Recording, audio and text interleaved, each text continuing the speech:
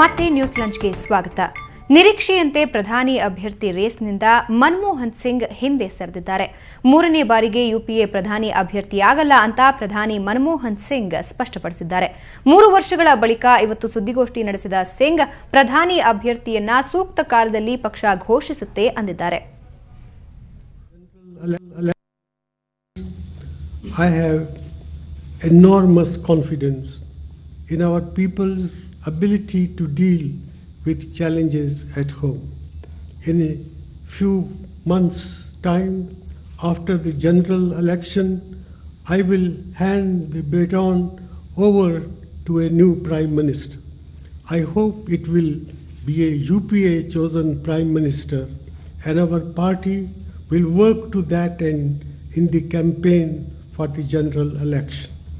I am confident that the new generation of our leaders will also guide this great nation successfully through the uncharted and uncertain. Congress ಯುವರಾಜ ರಾಹುಲ್ ಗಾಂಧಿಯನ್ನ ಮನಮೋಹನ್ ಸಿಂಗ್ ಮತ್ತೆ ಹೊಗಳಿದ್ದಾರೆ. ಪ್ರಧಾನಿ ಅಭ್ಯರ್ಥಿಯಾಗಲು ರಾಹುಲ್ ಗಾಂಧಿಯೇ ಸೂಕ್ತ ಅಭ್ಯರ್ಥಿ ಅಂತ ಅವರು ಅಭಿಪ್ರಾಯಪಟ್ಟಿದ್ದಾರೆ. I have indicated in my opening remarks that I am not going to be a candidate for the Prime Ministership if the UPA were to come back into power. Rahul Gandhi has outstanding credentials to be nominated as the presidential candidate, and I hope our party will take that decision at an appropriate time. ಇನ್ನು ನರೇಂದ್ರ ಮೋದಿ ವಿರುದ್ಧ PM ಹರಿಹಾಯ್ದಿದ್ದಾರೆ. Modi ಪ್ರಧಾನಿ ಆದರೆ ಅದು ದೇಶದ ದುರಂತ ಅಂತ ಕಿಡಿಕಾರಿದ್ದಾರೆ. Narendra Modi, I sincerely believe that it would be disastrous for the country to have Narendra Modi as the Prime Minister. And the BJP and its associates may say whatever they like, but if by strong Prime Minister you mean that you preside over the mass massacre of innocent citizens in the streets of Ahmedabad, that is the measure of strength. I do not believe that sort of strength this country needs, least of all in the streets of Ahmedabad. That is the measure of strength. I do not believe. Okay, ಈ ಬಗ್ಗೆ ಮತ್ತಷ್ಟು ಮಾಹಿತಿ ಪಡ್ಕೋಣ ನಮ್ಮ ಪ್ರತಿನಿಧಿ ಪ್ರಶಾಂತ್ ನಾಥ್ ಅವರಿಂದ. Prashant, Modi PM ಆದರೆ ಅದು ದೇಶದ ದುರಂತ ಅಂದಿದ್ದಾರೆ ಮನಮೋಹನ್ ಸಿಂಗ್. ಸೊ ಹೆಚ್ಚಿನ ಮಾಹಿತಿ ಏನಿದೆ ಈ ಬಗ್ಗೆ? ಇವತ್ತಿನ ಪತ್ರಿಕಾಗೋಷ್ಠಿಯಲ್ಲಿ ಗುಜರಾತ್ ಮುಖ್ಯಮಂತ್ರಿ ನರೇಂದ್ರ ಮೋದಿ ಬಿಜೆಪಿಯ ಪ್ರಧಾನಮಂತ್ರಿ ಅಭ್ಯರ್ಥಿಯಾಗಿ ಆಯ್ಕೆಯಾದ ಬಗ್ಗೆ ಪ್ರಧಾನಮಂತ್ರಿ ಮನಮೋಹನ್ ಸಿಂಗ್ ತೀವ್ರ ಟೀಕಾ ಪ್ರಹಾರವನ್ನು ನಡೆಸಿದ್ರು.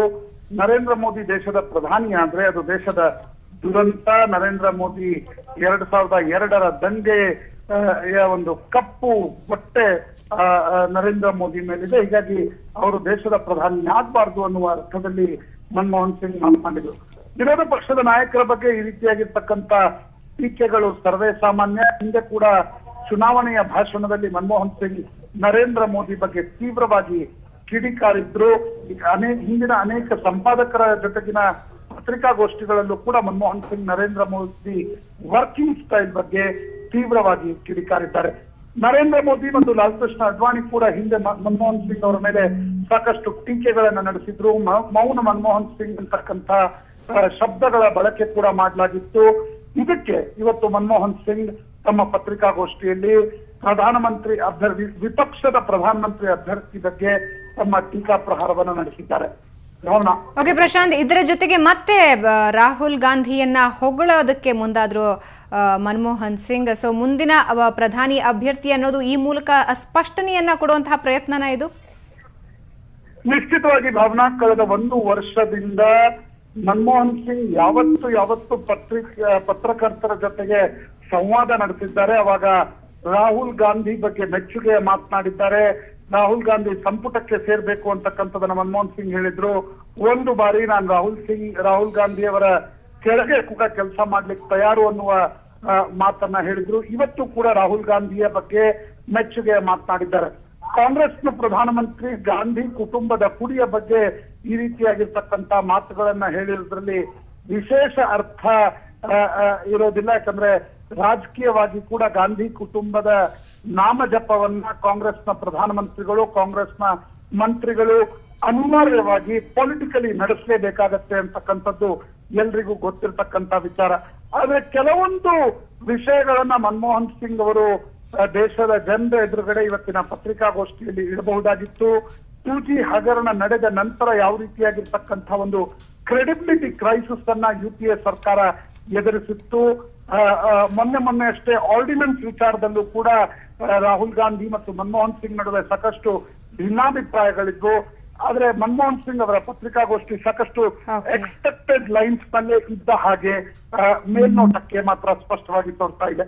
ಭಾವನಾ. ಓಕೆ ಪ್ರಶಾಂತ್, ಧನ್ಯವಾದ ನಿಮ್ಮೆಲ್ಲ ಮಾಹಿತಿಗೆ.